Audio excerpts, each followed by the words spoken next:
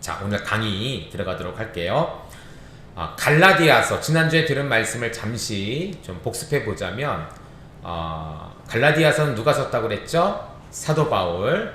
근데 그냥 목사님이 그랬으니까이 아니라 우리가 성경을 찾아봤습니다. 내가 라는 그러한 소스들이 많이 나와 있고, 또 바울이 친필로 기록했다, 그것도 큰 글자로 기록했다라는 이야기가 나와 있어요. 사도 바울은 본인이 쓰기도 했지만 혹은 대필자, 대신 글을 적어줘, 내가 불러주면 그 글을 적어줄 대필자를 세우기도 했습니다. 그런데 갈라디아서만큼은 내가 친필로 큰 글자로 썼다라고 기록합니다. 그만큼 갈라디아 교회를 향한 사도 바울의 뜨거운 사랑이 있었다라는 것이죠. 갈라디아 교회는 하나의 교회가 아닙니다. 이 갈라디아 교회는 갈라디아 지역에 있는 교회들을 말하는 것인데, 우리가 지난주에 잠시 보았지만 북갈라디아설이냐 남갈라디아설이냐 이게 나눠진다고 그랬죠. 북갈라디아설은 이제 골이라는 족이 확장되고 팽창되면서 서쪽으로 간 골 사람들은 프랑스 지역에 정착을 하고, 동쪽으로 움직였던 이 골 사람들이 터키 앙키라, 오늘날 앙카라 지역에 머물러 지역화되는데, 그 지역을 바로 갈라디아다라고 불렀습니다. 그게 이제 북갈라디아설이고요. 남갈라디아설은 그렇게 이제 골 사람들이 앙카라 지역에 이제 정착을 하면서 갈라디아 지역을 형성했는데, AD 25년에 로마가 그 지역을 다 다스리고 통치하게 되면서 이 갈라디아 지역이 로마의 행정령 속으로 들어갑니다. 로마가 그 전체 지역, 앙카라 지역뿐 아니라 그 위와 아래까지 모두 합해서 전체를 갈라디아다라고 불렀다라는 것이죠.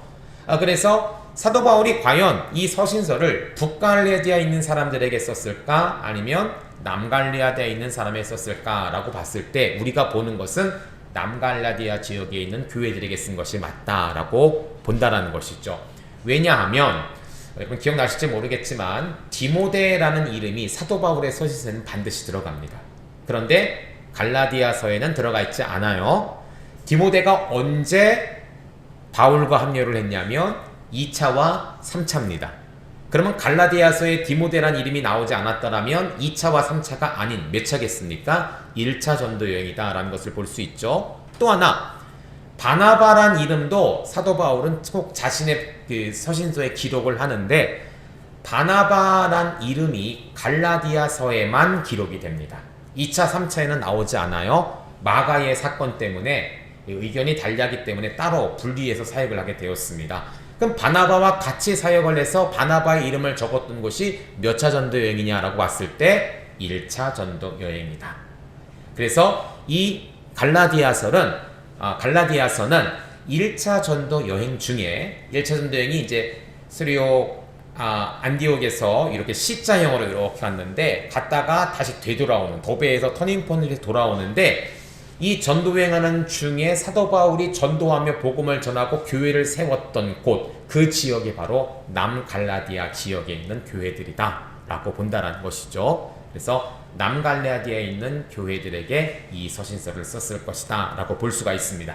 이 서신서를 쓴 목적은 무엇이냐? 사도 바울이 그렇게 정말 죽을 고생을 해서, 정말 죽었잖아요 사실은. 이게 정말 100% 죽은 것은 아니지만 거반 죽게 된 상태에서 그가 다시 살아났는데, 그러한 고난과 핍박과 위협 속에서도 교회를 세우고, 교회를 세운 다음에 내버려 둔 것이 아니라 자기가 다시 본국으로 돌아갈 때 거꾸로 그 교회들을 다시 방문하면서, 여러분 이게 쉽지 않거든요. 자기를 죽이려 했던 사람들이 그렇게 다가오는데 아직도 두 눈을 시퍼렇게 뜨고 나를 이렇게 기다리고 맞이할 준비를 하고 있는데 그곳에 다시 들어간다? 쉽지 않아요. 쉽지 않습니다. 예를 들어 요즘 이렇게 중동 지역에 포로로 끌려갔다는 다시 나오는 이런 데 있더라고요. 나왔는데 다시 그곳으로 들어간다? 이거 힘들지 않거든요. 근데 사도 바울은 그렇게 한 거예요. 왜요? 그 교회에게 어떻게 했습니까? 장로를 세우고 금식을 선포하고 하나님께 그 교회와 성도들을 위탁하기 위해 그 교회들을 다시 방문했다라는 것이죠. 그만큼 사도 바울은 교회를 세울 때도 목숨을 걸었고 그 교회 양육을 위해서도 목숨을 걸었다라는 거예요. 이 목회자의 목숨을 건, 목회자의 피와 땀이 그리고 헌신이 있는 그 교회들, 이게 바로 갈라디아 교회들입니다. 문제는 1차 전도여행이 마친 후에 바울이 안디옥으로 돌아와서 2차 준비를 이제 하고 있을 때에 소문이 들리는 것이죠. 소식이 들려오는 거예요. 그게 뭐냐면 갈라디아 지역 교회에 다른 복음이 들어왔다. 근데 이 다른 복음이 들어와서 오랫동안 정착하면서 교회를 변화시킨 것이 아니라 급속도로 변화를 시키는 거예요. 사도 바울이 오늘 1장 6절에도 보니까 이같이 속히 떠나 다른 복음을 따르는 것을 내가 이상히 여기노라. 사도 바울은 여기에 대한 큰 어떠한 실망, 그리고 경각심, 그리고 어떻게 이 문제를 해결할 수 있을까에 대해서 크게 고민하기 시작했다는 것이죠. 그래서 갈라디아 지역 교회에 있는 사람들에게 다른 복음을 따르지 말라. 왜요? 다른 복음은 다시 옛 종의 모습으로 쫓아가는 것이기 때문이죠.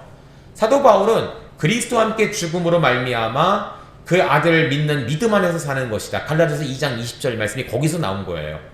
옛 자아, 옛 사망의 모습에서 벗어나서 이제 그리스도의 복음을 믿고 따른 너희들이, 그래서 그의 아들과 함께 사는 너희들이 어찌 다시금 다른 복음을 통하여 옛 모습으로 돌아가느냐, 이러지 말라라고 가르쳐 주기 위해서 이 서신서를 썼다라는 것이죠. 또 하나 왜 썼느냐, 다른 복음을 전하는 다른 이 교사들이 제일 먼저 공격한 게 뭐냐면 사도 바울의 사도권입니다. 여러분 보세요. 한 체제를 무너뜨리기 위해서는 가장 먼저 무엇을 해야 되느냐? 그 체제의 리더를 무너뜨리는 거예요. 그래서 이단들이 또 교회에 들어온 신천지들이 가장 먼저 공격하는 게 뭐냐면 성도가 아니에요. 돈 많은 사람 아니에요. 누굽니까? 목회자입니다. 목회자를 공격해서 목회자를 끌어내리면 교회는 와해될 수밖에 없습니다. 사도 바울을 끌어내리려고 하는 거예요. 사도 바울의 사도권에 대해서 그에게 무슨 계시가 있느냐? 그는 전에 사람을, 기독교인들을 잡아 죽였던 사람 아니냐? 이런 것을 통해서 사도 바울을 계속적으로 공격을 하니까 이 갈라디아 사람들에게 다 다낼 수는 없으니까 서신서를 먼저 보내서 내 복음, 내 교리는 다 그리스도로부터 온 것이다. 나는 이전에 그렇게 잘못을 했던 것은 맞다. 그러나 오늘 내가 변화하여 이제는 내 목숨을 교회들과 당신들과 예수님을 위해 사용하는 자다라는 사실을 밝히기 위해 이 갈라디아서를 썼다라는 것이죠. 이것이 이제 갈라디아서 1탄 우리 1주차에 보았던 내용을 좀 요약한 말씀입니다. 자, 이제 본문으로 한번 들어가 볼게요. 자, 수평 차트가 있는데요. 여러분 이 말씀을 쭉 보다 보면 내용상 분리가 되는 부분들이 있어요. 그래서 이 분리되는 내용들을 이렇게 따져보니까 이러한 수평 차트가 표가 된다는 것이죠. 일단 갈라디아서의 주제는 자유와 믿음의 삶을 살아라. 지난주에 설명을 했습니다. 자, 먼저 사도 바울은 이 갈라디아서를 왜 썼는가를 이 수평 차트를 보면 크게 볼 수가 있어요. 첫째는 뭐냐면 자유와 믿음의 사도적 입증이다. 사도 바울의 사도권에 대해서 공격을 하니까 제일 먼저 사도 바울이 급하게 이야기한 것은 뭐냐면 나의 사도권에 대한 이야기를 하는 거예요. 내가 하나님이 기뻐하시는 종이고 사람을 기쁘게 하는 종이 아니다 라는 사실을 먼저 알려줍니다. 두 번째, 그 다음 뭐하냐? 교리적 입증. 사도 바울에게 계시가 있느냐? 그가 정말 사람에게 배운 내용이 아니냐? 배우고 가르치는 것이 아니냐? 라고 질문을 하고 막 공격을 하는데 사도 바울은 그게 아니라는 거예요. 내가 배워서 가르치는 것도 아니고 누구한테 배운 것도 아닌 것이 나는 오직 예수님께 계시를 받아서 이 말씀을 전한다. 그러면서 내가 전하는 이 복음의 교리적인 우월성 그리고 정당성이 무엇이냐? 아들과 종, 자유자와 종의 아들, 이 비교를 통해서 내가 전하는 복음은 진짜다, 참이다, 하나님께서 인정하신 것이다 라는 것을 입증을 합니다. 그리고 마지막으로는 우리가 이제 바울 서신들 많이 봤잖아요. 항상 사도 바울은 자신의 서신의 끝에 뭘 적었습니까? 실천에서 적었습니다. 워크북이죠. 행할 수 있는 내용. 근데 배웠다면 이제는 이러한 삶을 살아라 라는 실천적인 삶에 대해서 이야기를 한다라는 것이죠. 그래서 갈라디아서는 크게 이 세 부분으로 나눌 수 있다라고 볼 수가 있습니다. 자, 먼저 우리 챕터 1을 보도록 할게요. 다른 복음과 바울이 전한 복음 1장 1절부터 24절까지입니다. 오늘 읽은 말씀이죠.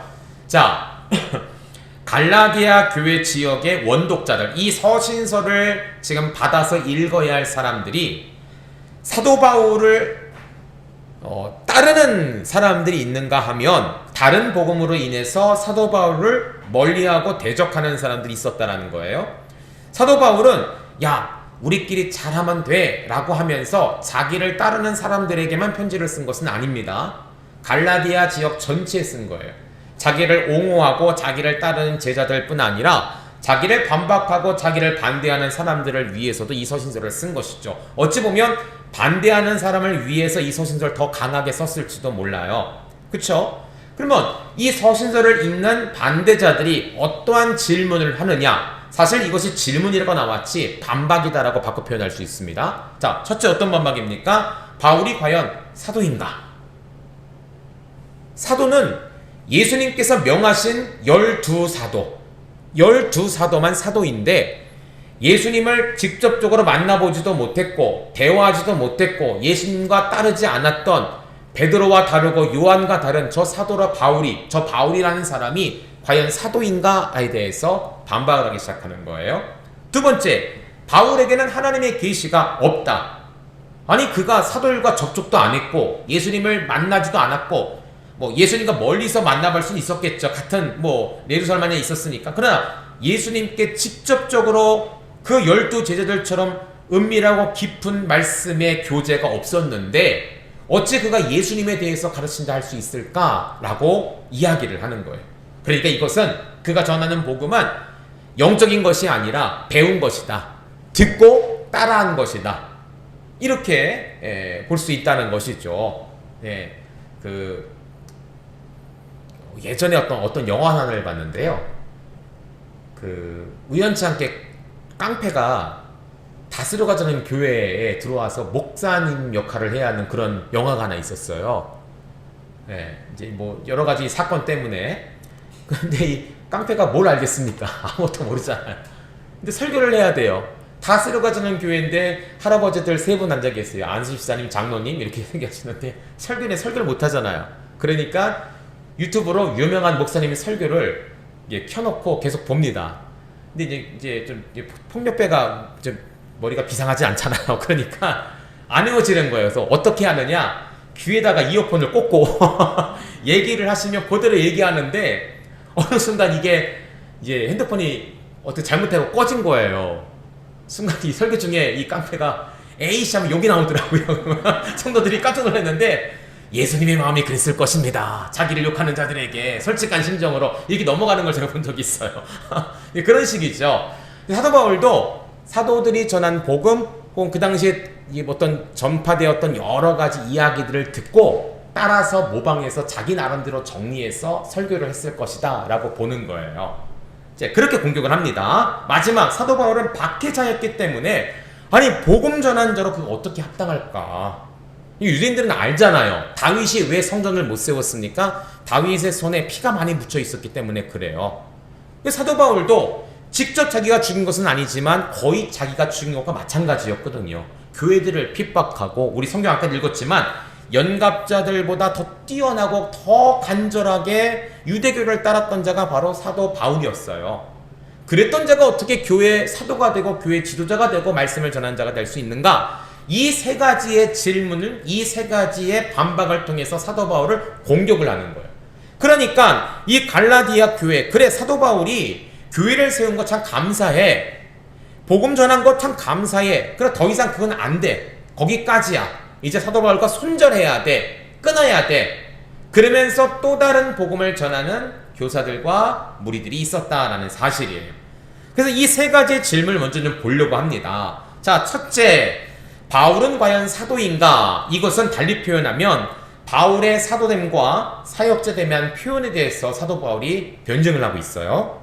두 번째, 바울에게는 하나님의 계시가 없다라고 하는데 사도 바울은 오늘 1장 말씀을 통해서 내가 전한 복음과 너희들이 따르고 있는 다른 복음의 차이점이 뭔가에 대해서 알려주고 있습니다. 그러니까 무엇이 과연 진짜냐? 한번 생각해봐라 이것이죠. 세 번째, 박해자였기 때문에 복음 전도자는 마땅치 않다. 자, 나의 변화 전과 변화 후의 모습을 봐라. 이렇게 변화가 되었다라는 것을 보여주고 있습니다. 그러면서 자신의 사도권에 대해서 반박을 하고 있는 것이죠. 이 세 가지를 우리 한번 천천히 알아보도록 하겠습니다. 첫째로 사도 바울은 과연 사도인가? 바울의 사도됨과 사역지에 대한 표현입니다. 자, 사도 바울은 1절 그리고 10절부터 12절까지 아니다, 맞다 라고 표현합니다. 자, 이 사람들이 말하는 여러 가지 사도 바울에 대한 내용들이 있을 거 아니에요? 그런데 아닌 건 아니라고 말합니다. 맞는 건 맞다라고 얘기합니다. 자, 먼저 볼게요. 아니다라고 뭐라고 말했을까? 우리 1장 1절 다시 한번 읽어볼까? 1장 1절입니다. 시작. 사람들에게서 난 것도 아니요 사람으로 말미암은 것도 아니요 오직 그리스도와 그를 죽은 자 가운데서 살리신 하나님 아버지로 말미암아 사도된 바울은 아멘. 자, 사도 바울은 뭐라고 말합니까? 제일 먼저 나는 사람에게서 난 것이 아니다. 사람으로 말미암은 것도 아니다. 왜 그렇게 말했습니까? 사도 바울은 예수님의 계시가 아니다라고 표현한 이런 사람들 때문이죠. 자기의 사도는 사람에게 난 것도 아니에요. 사람으로 말미암은 것도 아니라고 합니다. 그럼 나의 사역의 목적, 방향은 무엇인가? 우리 10절도 한번 읽어볼까요? 10절입니다. 시작. 이제 내가 사람들에게 좋게 하랴, 하나님께 좋게 하랴, 사람들에게 기쁨을 구하랴. 내가 지금까지 사람의 기쁨을 구하였다라면 그리스도의 종이 아니니라. 아멘. 사도 바울은 뭐라고 말합니까? 내가 사람들에게 기쁨을 구하지 않았다라는 거예요. 사람의 기쁨을 위해서 내가 사역하지 않았다라는 것이죠. 나의 기쁨의 대상은 온전히 예수 그리스도, 그의 아버지 하나님이십니다. 사람을 위해서 감언이설로 사람의 마음을 이렇게 움직여가면서 조종해가면서 내 사역을 펼친 것이 아니라 온전히 이 교회와 성도를 통해 하나님께 영광 돌리기 위해 살았다라는 사실이에요.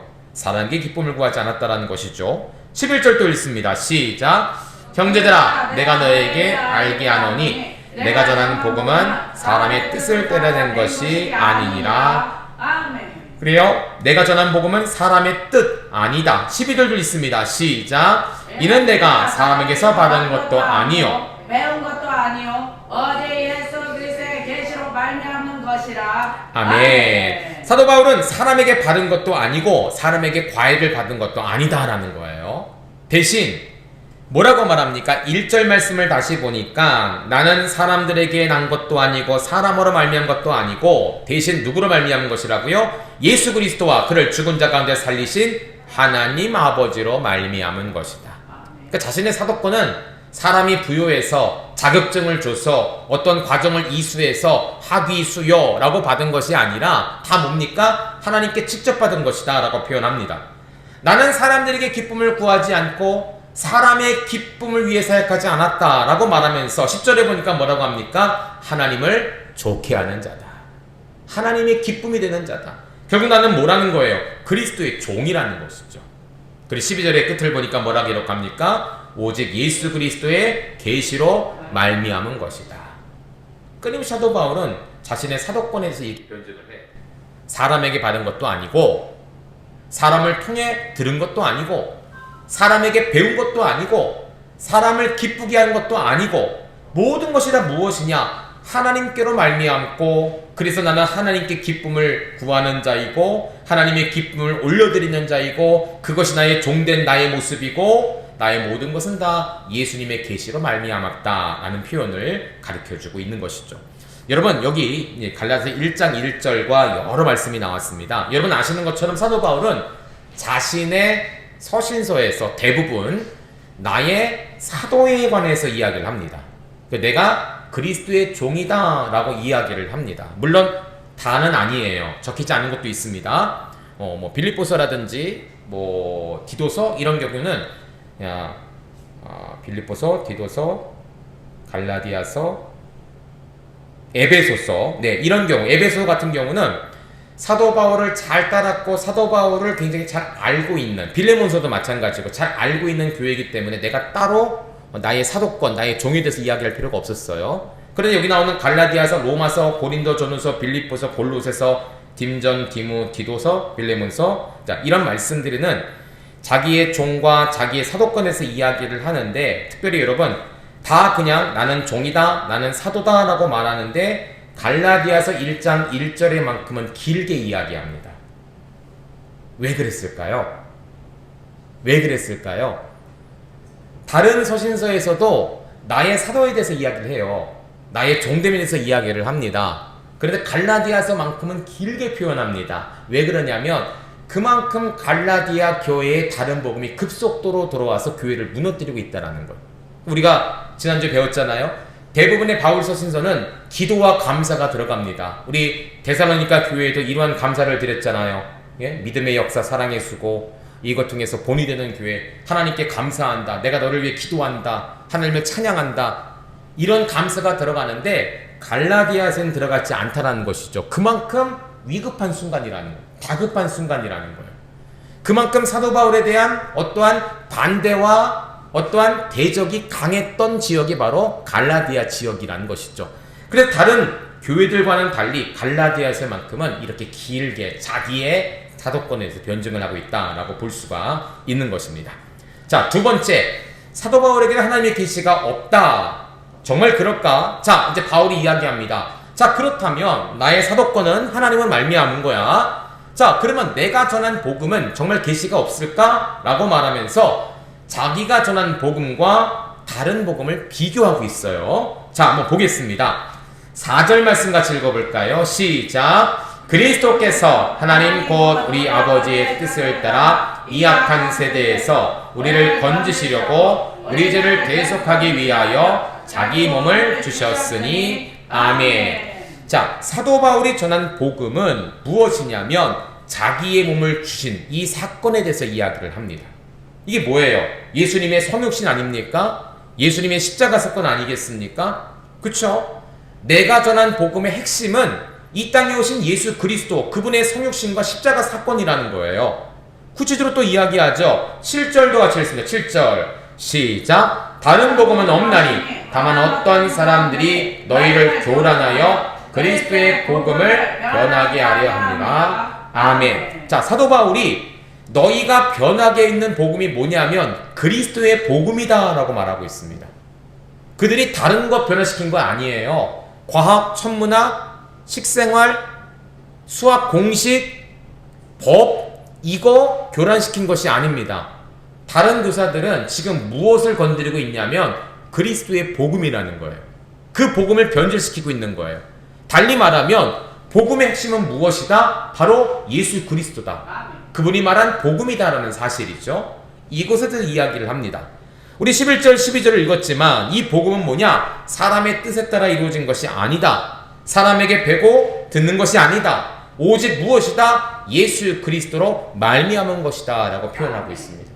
이게 참 복음이라는 거예요. 이게 순복음이라는 거죠. 반면에 너희들은 어떤 복음을 전하는 거예요? 여러분 7절 아까 읽었지만 7절에 보니까 어떡합니까? 어떤 사람들이 너희를 교란하여 그리스도의 복음을 변하게 하려 함이라.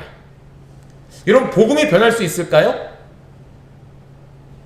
복음이 변할 수 있습니까, 여러분들? 복음은 변하지 않죠.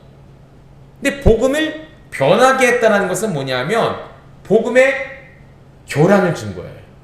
사람들에게 미혹의 영을 주는 것이죠. 여러분 우리가 이단에 관한 다큐멘터리 한번 보시잖아요. JMS, 정명석 같은 경우 보면 그냥 젊은 사람들을 그렇게 물질로 착취하고 성으로 착취하고, 근데 넘어가는 거기에 휩쓸리는 젊은 청년들을 보니까 굉장히 이쁘고 멋있어요. 유명한 대학 학생들입니다. 우리나라의 가장 뛰어난 지성인들, 우리가 가고 싶어도 갈 수 없고 힘든 그런 대학을 다니는 아이들이에요. 어떻게 빠지지? 저 말이 안 되는 일에 어떻게 미혹이 되지? 저 할아버지와 같은 사람과 같이 몸을 섞는다? 이해가 안 돼요. 그런데 그게 됩니다. 왜 그렇습니까? 복음을 교란시켰기 때문에 그래. 그리스도의 복음은 변하지 않는데 그 복음을 가리게 하는 뭔가가 필요한 것이죠. 그게 뭡니까? 미혹하는 영이에요. 이것은 끝날까지 마찬가지입니다. 복음은 변하지 않아요. 복음은 불변입니다. 그러면 예수님이 어떻게 변하겠어요? 예수님의 십자가 사건이 어떻게 변하겠습니까? 변하지 않아요. 절대 변할 수 없습니다. 이게 변하면 모든 것이 다 무너지는 거예요. 그런데 변하지 않는 복음을 마귀가 알기 때문에 어떻게 하느냐? 그 복음을 볼 수 없도록 눈을 가리는 거예요. 이게 무서운 거예요. 이게. 여러분, 우리가 신앙생활 하면서도 우리의 눈이 가려질 때가 있어요. 언제입니까? 시험 들 때, 실족할 때. 우리의 눈이 가려져요. 평소에는 그렇게 사랑하고 그렇게 존경하고 그렇게 따르던 목사님인데 자그마한 사건 때문에 눈이 가려지면 어떻습니까? 꼴 보기 싫어요. 들리지가 않아요. 그렇지 않나요? 눈이 가려지는 거예요. 마귀는요, 눈을 가리지게 해서 무엇을 하느냐? 은혜를 받지 못하게 하는 거예요. 마귀의 목적은 그겁니다. 여러분, 왜 실족을 주겠어요? 왜 시험을 주겠습니까? 말씀이 들려지지 않게 하기 위해서예요. 기도가 올라가지 않게 하기 위해서예요. 신앙생활이 즐겁게 하지 않게 하기 위해서. 결국은 뭡니까? 교회를 떠나고 그 다음 뭐예요? 하나님을 떠나게 된다는 것이죠. 우리 가나안 성도라는 말 여러분 들어보셨잖아요. 참 안타까워요. 그런 가나안 성도들을 어떻게 공략을 할까? 뭐 이러한 선교 방법도 나오긴 하는데 사실 이 가나안 성도가 쉽게 넘어갈 분들이 아닙니다. 자칫 잘못하면 다른 복음에 빠질 수 있는 분들이에요. 교회는 물론 건물은 아닙니다. 그건 맞아요. 그런데 건물이 아니라고 해서 모이지 않았는가? 아니에요. 교회는 모임입니다. 거룩한 성도들의 회중 모임이에요. 회중 예배예요. 혼자 묵상하고 혼자 기도하는 것, 그것은 개인 경건 생활의 훈련이고 하나님께서 안식일을 통하여 우리 믿는 자들에게는 기독교를 통하여 교회를 통하여 주신 것은 주의를 온전히 지키는 거예요. 물론 몸의 어떤 아픔이라든지 고통이라든지 회사의 어떤 일이라든지 요즘은 시대가 많이 바뀌었기 때문에 그런 경우는 어쩔 수 없이 개인적으로 드릴 수밖에 없지만 그게 아니라면 우리의 마음의 중심은 늘 어디를 향해 되느냐? 교회를 향하는 것. 집에서 내가 예배를 드릴 수밖에 없다 할지라도 그게 뭐냐? 교회를 향한 마음을 가지고 교회와 같이 예배를 드리는 거예요. 근데 가나안 성도들은 교회를 떠납니다. 왜 그러냐면 목사님 상처받았고 교인들 상처받았고 건물에 마음이 안 들고 어떤 시스템이라든지 어떠한 부수적인 것에 마음이 안 드니까 그럴 바에는 혼자 예배 드리자. 많이 모인대요. 몇백 명이 모인대요. 우리 근처에도 있지 않습니까? 사랑의 교회 그 수양관에 지금도 뭐 드리고 있는지 모르겠는데 많이 모인대요. 근데 많이 모이는데 거기에 무엇이 빠졌습니까? 똑같이 말씀도 들어가요. 찬양도 해요. 물론 온라인이지만. 근데 뭐가 빠지면 성도의 교제가 빠지는 거예요. 누가 누군지 몰라요. 함께 기도하는 거 몰라요. 함께 중보하는 거 몰라요. 그냥 혼자 예배 드리고 혼자 가는 거예요. 마음속에 어떤 마음이 있느냐? 예배는 드려야 되는데 교회는 가기 싫고 그렇다면 뭐예요? 아무도 타치하지 않는, 타치받지 않는 곳에서 혼자 예배 드리고 오자. 모이기는 했지만 그것이 진정한 교회인가? 다시 한번 생각해 볼 필요가 있다는 것이죠. 무서운 거예요. 그분들 빨리 교회로 돌아올 수 있도록 해야 돼요. 혹시 여러분들 주변에 교회 쉬고 있는 분들이 있다면 가자고 하세요. 가까운 교회라도 가자. 왜냐하면 그건 진정한 예배가 아니기 때문이죠. 그렇죠? 모이게 하는 거예요. 마귀는 자꾸 못 모이게 합니다. 못 모이게 해요. 모이기를 패하는 어떤 사람들의 습관과 하지 말라. 나오죠? 태필린 복음에 모이기를 패하는 거 어떻게 패하겠어요? 교회 문을 닫아버리고 폐쇄하는 것이 아니라 성도들로 하여금 미혹의 영을 줘서 말씀을 못 듣게 하고 기도가 못 올라가게 하고 신앙생활이 재미없게 하면서 교회를 폐쇄하는 거예요. 스스로의 마음을 닫아버리는 거예요. 이런 일들이 벌어진다는 것이죠. 이게 복음은 변하지 않지만 그 복음을 교란시켜서 복음을 받아들이지 못하게 하는 이런 일들이 있었다는 것이죠. 8절과 9절을 보니까 다른 복음을 받는 사람들은 어떻게 되느냐? 저주를 받는다라고 표현합니다. 저주. 무서운 단어예요. 잠시 후에 보겠습니다. 자, 하나님이 아닌 사람들을 좋게 하는 것이 다른 복음이에요. 11절에 보니까 사람의 뜻을 따라 된 것이다. 자, 여러분, 짝퉁과 진품 어떻게 구별하느냐? 따로따로 보면 모릅니다. 그런데 같이 비교해 놓으면 보여요. 그게 좀 신기하더라고요. 아무리 정교하게 갖다 놓아도 잘 보면 달라요. 짝퉁은 구별 못합니다. 진품도 잘 구별 못해요. 똑같으니까. 근데 진품과 짝퉁을 놓고 비교하면 뭐가 조금 어설픈지 뭐가 좀 이상한지 보이게 되어 있어요. 사도 바울은 그 당시 다른 복음을 전하는 다른 복음에 빠져있는 성도들에게 진짜를 갖다 주는 거예요. 자, 한번 보자. 상에 딱 펼쳐주는 것이죠. 자, 두 개를 한번 비교해 볼까? 이건 이건데 이건 이거야. 나는 이건데 너희는 이거야. 나는 이렇게 말하는데 넌 이렇게 말해. 내가 전한 복음의 결과는 이건데 너희가 전한 다른 복음의 결과는 저주야. 자, 뭐가 진짜겠니? 뭘 선택해야 되겠니? 라고 말하면서 오늘 이 말씀을 전하고 있는 것이죠. 여러분, 이 말씀 우리가 깊게 볼 필요가 있어요. 우리도 다른 복음에 접촉할 요소가 많습니다. 마지막 날 갈수록 더 그렇습니다. 그럴수록 우리는 진짜를 잘 공부해 놔야 돼요. 그게 뭡니까? 하나님의 말씀이라는 것이죠. 말씀이에요. 그냥 믿으면 돼. 그래요. 믿으면 되죠. 근데 우리가 말씀을 배웠잖아요. 뭐라고 합니까? 하나님의 아들을 믿는 것과 아는 일에 하나가 되어 온전한 사람을 이루는 것. 이게 참된 성도의 모습이에요. 믿음만 있으면 돼. 아닙니다. 믿음과 알미 있어야 돼요. 근데 사실 여러분, 이 믿음은요, 알을 통해 일어나는 거예요. 우리가 믿는 것은 무엇을 통해 일어나죠? 들음을 통해. 그 들음은 무엇이라고 하죠? 그리스도의 복음이에요. 복음을 듣고 그 복음을 공부하고 그 복음을 묵상하고 그 복음대로 살아갈 때 우리의 믿음과 알은 하나가 되어 온전한 사람이 된다는 것이죠. 그래서 우리가 말씀을 온전히 배울 필요가 여기 있다라는 사실이죠. 세 번째, 자, 교회를 핍박했던 사도 바울이 어떻게 사도가 될 수 있을까? 교회 지도자가 될 수 있을까라고 표현하면서 사도 바울은 맞다, 인정합니다. 그 뭐라고 합니까? 내가 죄인 중에 괴수다라고 표현해요. 거부하지 않았어요. 부인하지 않았어요. 자기는 솔직하게 이야기합니다. 내가 전에 그랬다.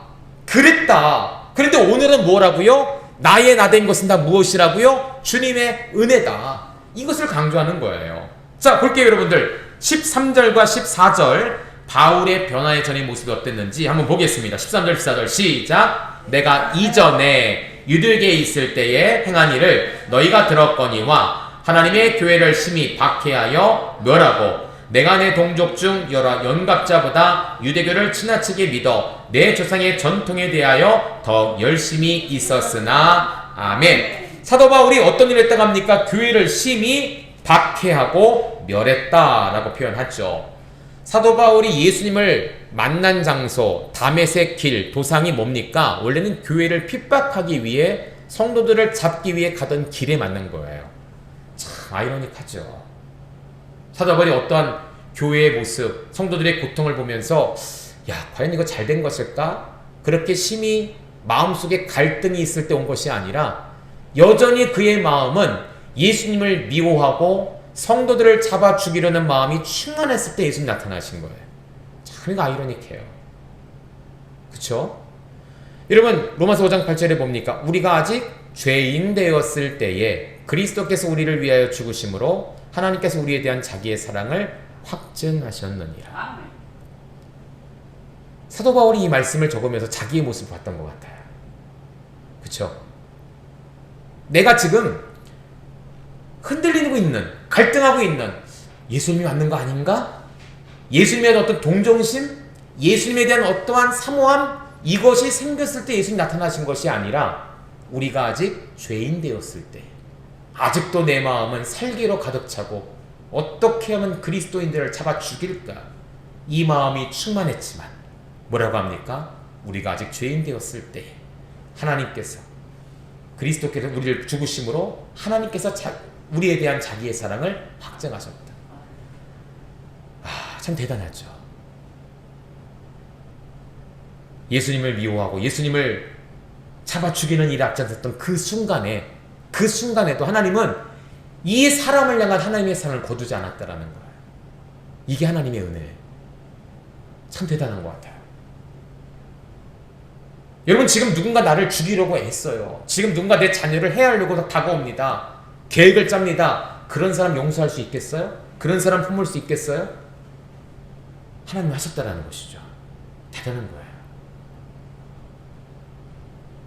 또 사도 바울은 14절에 보니까 뭐라고 합니까? 내가 연갑자들보다 나와 동등된 사람 혹은 나보다 나이가 많은 사람, 오랫동안 믿었잖아요. 더 심시되어 있는 사람들 아니겠습니까? 근데 그런 사람들보다 더 지나치게 믿었고 더욱 열심히 있었다. 23절을 보니까 내가 교회를 박해했던 자다라고 표현합니다. 여러분 왜 이런 일이 일어났을까요? 사도 바울이 이전에라고 13절에 기록하는데 이전에는 이랬어요. 사실이에요. 자신을 오픈합니다. 왜 그랬느냐면 바로 이거예요. 그가 그 당시는 무엇을 통해 배웠냐면 동족들과 그 이전의 연갑자들을 통해서 배우고 들은 거예요. 그쵸 여러분들? 사도 바울이 예수님 만나기 전에 어떻게 그가 율법을 알았는가? 하나님의 계시로 아니에요. 예수님의 어떤 특별한 신비적인 일로 아니에요. 그는 철저하게 가말리엘이라는 선생님 밑에 들어가서 선생님의 수업을 들은 거예요. 선생님의 수업을 배운 거예요. 그대로 그것을 가지고 자기 나름대로 연구하고 정리화한 거예요. 그게 바로 뭐예요? 사람에게 들은 것이요, 사람에게 본 바요, 사람에게 배운 것이죠. 이게 이전의 바울의 모습이었어요. 그러나 예수님을 만난 다음 이후의 모습은 달라요. 우리 15절, 16절, 17절 같이 읽습니다. 시작. 그러나 내 어머니의 태로부터 나를 택정하시고 그의 은혜로 나를 부르시니까 그의 아들을 이방에 전하기 위하여 그를 내 속에 나타내시를 기뻐하셨을 때 내가 그 혈육과 의논하지도 아니고 또 나보다 먼저 서대는 자들을 만나려고 예루살렘으로 가지 아니하고 아라비아로 갔다가 다시 다메섹으로 돌아갔노라. 아멘. 자, 이전에 나는 선생님에 의해서 택정이 됐습니다. 여러분, 가말리엘이라는 선생님 밑에 들어가는 것은 제가 전에도 말씀드렸지만 오늘날 서울대 하버드 들어간 것보다 더 어려웠다라고 말씀을 드렸어요. 이 당시 가말리엘이라는 사람 밑에 그 문화생이 되려면 내가 수시, 정시, 입학서를 쓰고 나의 그 어떤 도시에서 나의 마을에서 어떤 성경의 성적을 가지고 낸 것이 아니라 가말리엘의 제자들이 전국을 돌아다닙니다. 전 지역을. 그러면서 그 지역에 뛰어난 아이들을 뽑아요. 그리고 그 아이들을 가지고 테스트를 거칩니다. 그래서 뽑힌 아이들이에요. 그러니까 뭐예요? 가말리엘은 선생님의 택정을 받은 것이죠. 그 택정을 받은 사람 중에 하나가 사도 바울이었어요. 그만큼 뛰어난 사람이었죠. 근데 문제는 사람에게 택정을 받은 거예요. 그러나 사도 바울은 뭐라고 말합니까? 내가 이전에는 가말리엘의 택정을 받았지만 15절에 뭐라고 합니까? 이제는 나를 뭐라고 표현하면 내 어머니의 태로부터 나를 택정하시고 그의 은혜로 나를 부르셨다라고 표현합니다. 나는 이전에 그런 사람이었지만 사실 내가 깨닫고 보니까 나는 내가 만들어지기 전부터 하나님 나를 택정하셨다. 나를 부르셨다. 근데 이건 사도 바울만 그런 것이냐? 아니에요. 오늘 저와 여러분들도 마찬가지예요. 여러분 이 자리에 앉아있던 자체가요, 하나님이 여러분 택정하신 거예요. 여러분들을 부르신 거예요. 여러분 얼마나 감사합니까? 오늘 하나님이 여러분 부르지 않았다라면 오늘 이 자리에 여러분 없어요. 지금 저 내일 시작 가서 내일 하고 있거나, 그죠? 빰하고 있거나, 돈을 벌고 있거나, 남자들은 일하고 있거나 다 그러고 있을 거예요. 여러분 건전한 곳에만 가겠습니까? 불건전한 곳도 가겠죠. 갑니다.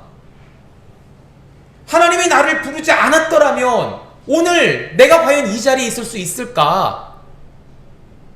오늘 새벽 예배하면서 기도를 하는데 우리 성도들 중에 믿지 않는 가족들 기도가 나와요. 마음이 너무 아파요. 여러분 죄송합니다. 이런 표현. 예수님을 만나지 못하면 다 지옥에 갈 텐데 마음이 아프더라고요. 마음이. 우리 성도들이야 예배 잘 들으시고 신앙생활 열심히 하시니까 이 신앙을 잘 유지하고 더 믿음의 분량이 커져가면 문제가 없겠지만 믿지 않는 가족들, 믿지 않는 자녀들을 생각하니까 마음이 너무 아픈 거예요. 하나님 갑자기 그런 마음을 주시더라고요.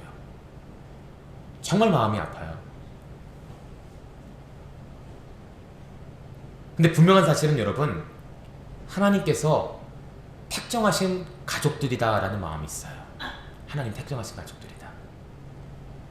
하나님께서 불러주실 것입니다. 아멘. 그때까지 우리는 뭐 해야 돼요? 사도 바울의 정말 피눈물 나는 기도가 필요해요. 여러분 남갈라디아 지역, 이 갈라디아 지역의 교회들이 그냥 세워졌습니까? 뿅 하고 세워진 거예요? 아니에요. 사도 바울과 그 동역자들의 정말 죽음을 무릅쓴 헌신이 있었기 때문에, 기도가 있었기 때문에 세워진 거예요. 여러분, 교회 세우셔야 됩니다. 교회 건물이 아니라 여러분 가정에 있는 교회를 세우셔야 돼요. 여러분들이 사도 바울이에요. 여러분들이 바나바예요. 죽을 각오를 하지 않고는 교회는 세워질 수 없습니다. 내가 죽을 것 같네, 포기하자라고 돌아섰더라면 갈라디아 지역에 루스더라든지 안디옥이라든지 이런 교회 세워질 수가 없었을 것입니다. 근데 세워졌어요. 왜요? 바울이 죽었기 때문에, 죽을 각오가 있었기 때문에. 여러분, 가정교회 세우셔야 돼요. 여러분, 남편을 영적인 제사장으로 만드셔야 됩니다. 이거는 교회가 함께 기도하지만 여러분들의 피눈물 나는 기도가 필요해요. 여러분, 그런 마음 들지 않으세요? 저만 그런 마음 드나요? 마음이 너무 아팠어요. 새벽에요. 제가 얘기 안 해도 아시잖아요. 지금 누구 하나님 어떡합니까? 어떡합니까? 너무 불쌍한 거예요. 너무 안타까운 거예요. 여러분, 기도하셔야 돼요.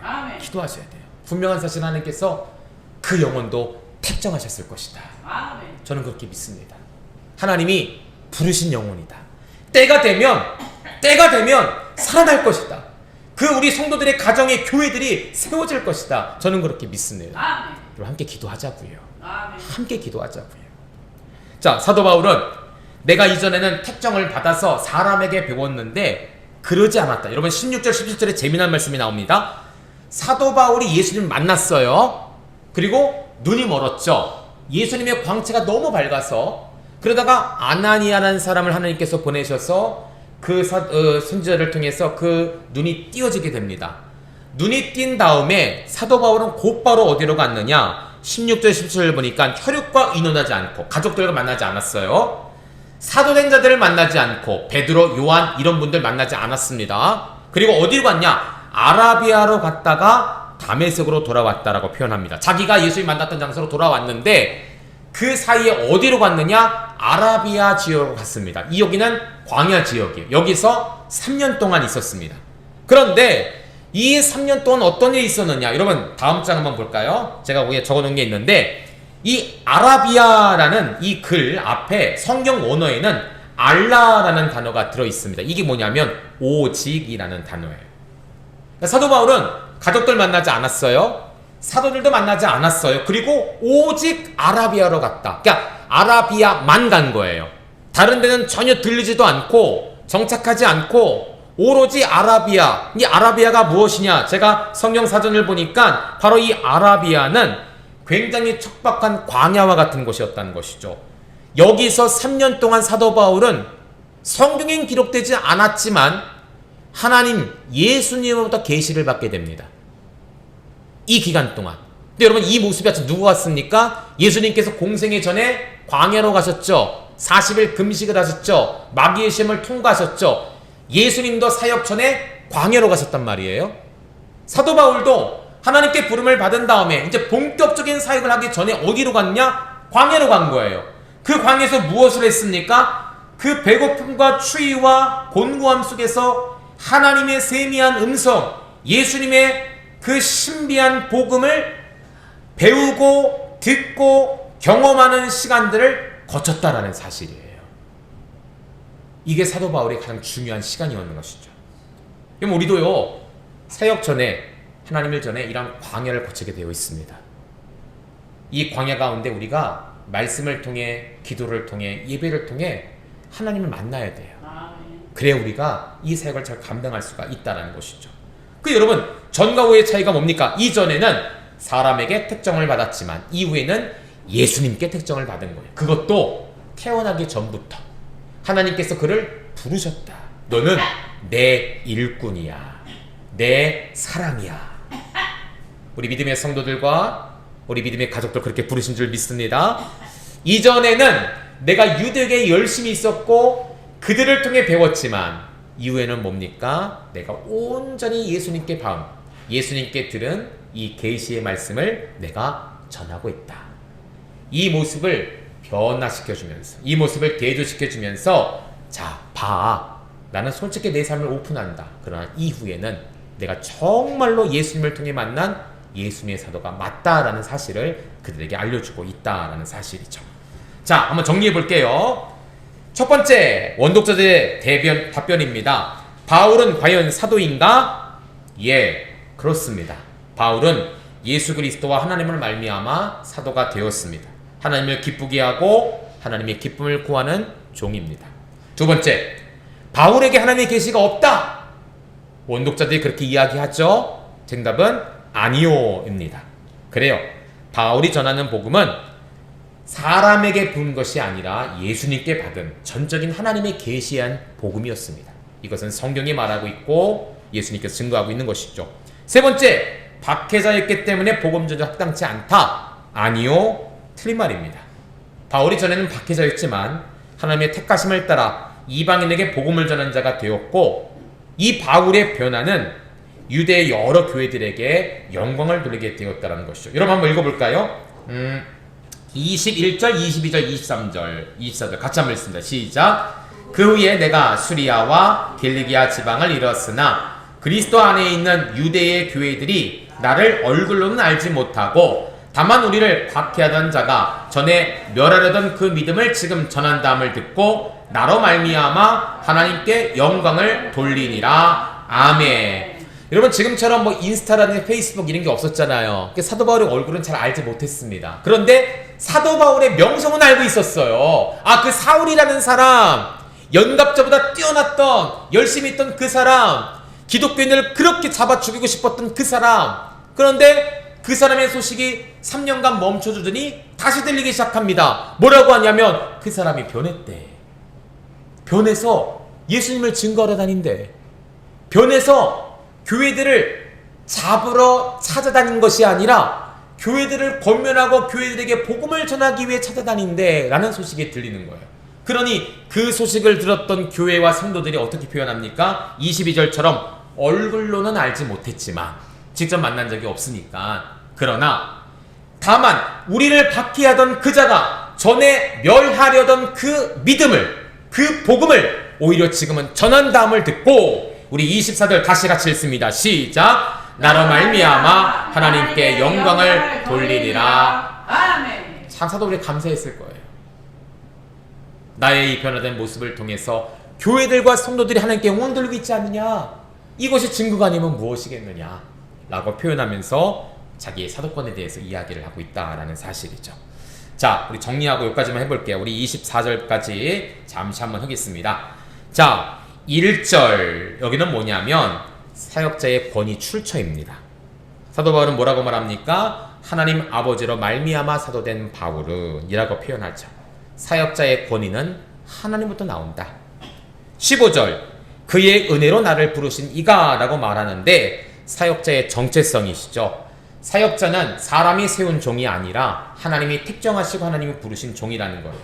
10절, 사역자는 섬기는 종이다, 그리스도의 종이다 라고 자신을 표현하고 있는데 사역자의 태도입니다. 또 10절에 보니까 사람의 기쁨을 구하는 자가 아니라 하나님의 기쁨을 구하는 자다. 그럼 사역자의 기쁨이 어디 있을까요? 여기에 있지 않을까요? 여기에 있지 않을까요? 16, 17절을 보니까 혈육, 사도들을 만나지 않고 아라비아로 갔다라고 표현하는데, 이건 뭐냐면 사역자는 누구의 말에 반응하는 자냐? 하나님의 말씀에만 반응하는 자다. 사역자의 성장이 어디 있는가에 대해서 이야기를 합니다. 여러분, 제가 이 말씀을 이제 목사님들, 선교사님들, 사모님들 위주로 이렇게 가르쳤을 때 사역자, 이 표를 잘 붙여서 잘 보시라고 제가 권면을 드렸어요. 왜냐하면 내 사역의 현 주소가 어디냐, 이것을 살펴볼 필요가 있는 것이죠. 여러분, 때로는 목회자가 어려움을 당할 때가 있습니다. 물론 여러분들은 그렇지 않으시겠지만, 또 그러셔는 안 되시겠지만, 어떤 성도들을 보면 목회자를 굉장히 어렵게 하는 목회자가 있어요. 성도들이 있어요. 굉장히 어렵게 합니다. 그것 때문에 목회자가 굉장한 스트레스를 받고 병을 얻기도 해요. 참 안타까운 일이죠. 그런데 그런 일을 겪었을 때 무조건 그 욕하는, 어려움을 주는 성도에 대해서만 뭐라고 할 것이 아니라 한번 자기를 돌아볼 수 있는 기회가 되면 어떨까라는 생각을 해요. 이건 저에게도 마찬가지입니다.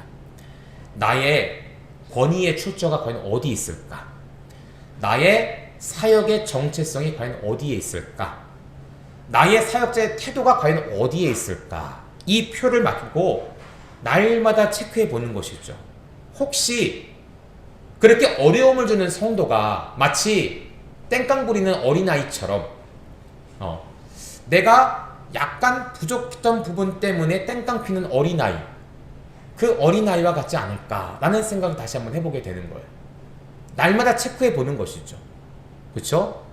반면 이런 것들이 충만한데 그럼에도 불구하고 그런 어려움을 주는 성도가 있다면 우리가 다시 한번 좀 생각해 볼 필요가 있다는 것이죠. 더 간절히 기도해서 그 성도를 변화시키든지, 교회 해가 된다면 교회에 적법한 치리의 방법에 의해서 치리를 하든지, 이것을 우리가 확인할 수 있는 표가 바로 이것이 아닐까라는 생각을 합니다. 여러분도 마찬가지예요. 나의 성도의 출처가 어디 있는가? 나의 성도로서 사역의 출처가 어디 있는가? 나는 그리스도 앞에서 어떠한 종이 되어야 되는 것인가? 우리의 기쁨은 어디에 있는가? 여러분, 우리의 기쁨은 하나님께 있는 것입니다. 그렇죠? 하나님께 있는 거예요. 그리고 우리의 성장은 다 무엇이다? 하나님으로부터 배운 것이다. 물론 여러분들은 직접 하나님과 만나서 하나님께 계시를 받을 수는 없지만, 물론 때에 따라 받을 수도 있어요. 그러나 보통의 경우는 어떻습니까? 하나님이 세우신 종을 통해 계시를 주시고 말씀을 주시고 그 말씀을 배우게 되는 것이죠. 들은 말씀을 잘 듣고 성장하는 것이 진정한 성도의 모습이다라고 볼 수가 있는 것이죠. 이 표를 우리가 잘 한번 기억해 볼 필요가 있습니다. 자, 다음은 우리 다음 시간에 한번 보도록 하겠습니다. 자, 우리 함께 찬양하고요. 한 구절 말씀을 함께 보고 한번 기도하는 시간을 가졌으면 좋겠습니다. 오늘 사도 바울의 사도권의 변증은요, 딱 하나예요. 바울이 변화됐다. 이 모습을 통해서 그 반대자들에게 이야기하고 있는 것이죠. 우리가 좀 아까 읽었던 나로 말미암아 하나님께 영광을 돌리니라. 여러분, 오늘 여러분들의 변화가요, 여러분들에게만 이익이 있는 것이 아니라 여러분들을 보는 많은 자들에게 이익이 있습니다. 그리고 여러분들의 변화를 통해서 하나님의 살아계심을 그들이 경험할 수가 있는 것입니다. 날마다 우리는 변화돼야 돼요. 날마다 우리는 성장해야 돼요. 여러분, 본이 되어 소문나는 교회가 뭘까요? 변하지 않는데 본이 될 수 있겠습니까? 아니에요. 변하기 때문에 본이 되는 거예요. 본이 되니까 소문나는 교회예요. 여러분, 이것이 중요합니다. 아침에 제가 어떤 영상을 봤는데 교회에 관한 영상이었어요. 근데 그 교회가 용인에는 아주 큰 교회였습니다.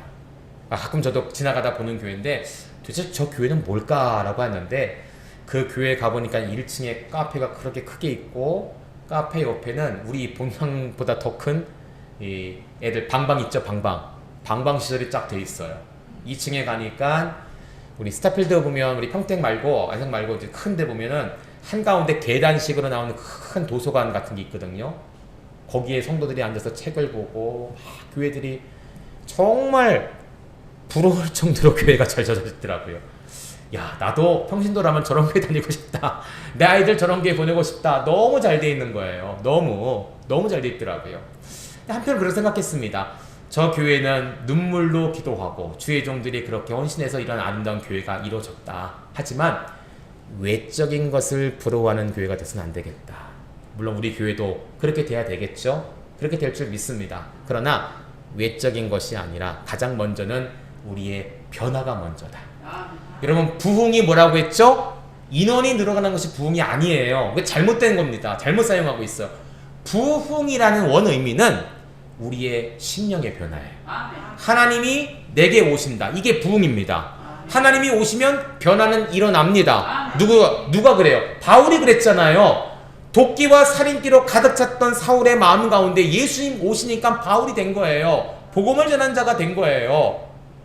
도망자였던 오네시모에게 바울과 같은 스승이 만나니까, 그를 통해 예수님 복음이 전해지니까 그 오네시모, 도망자였고 도둑질했던 자가 교회의 지도자가 된 거예요. 예수님이 오시면 변화됩니다. 그게 부흥이에요. 여러분, 우리는 부흥을 부러워해야 됩니다. 외적인 것도 중요하지만 더 중요한 것은 심령의 변화가 중요한 거예요. 오늘 우리가 이 말씀을 통해 부러워할 것은 사도 바울의 변화예요. 어떻게 그가 변할 수 있었을까? 어떠한 이런 변화가 일어날 수 있었을까? 그 심령의 부흥을 우리가 부러워하고 우리가 소망해야 된다는 것이죠. 오늘 우리의 심령의 변화가 있기를, 특별히 사랑하는 가족들, 내 남편, 내 자녀, 하나님 저들의 마음 가운데 부흥하여 주시옵소서. 임하여 주셔서 사도 바울이 변했던 것처럼 변하게 하여 주시옵소서. 그래서 그를 통하여, 우리 가정을 통하여, 오늘 24절판처럼 우리 가정으로 말미암아, 내 남편과 내 자녀로 말미암아, 나로 말미암아 하나님께 영광을 돌리게 하여 주시옵소서. 이러한 역사가 있기를 간절히 기도하는 시간 갖도록 하겠습니다.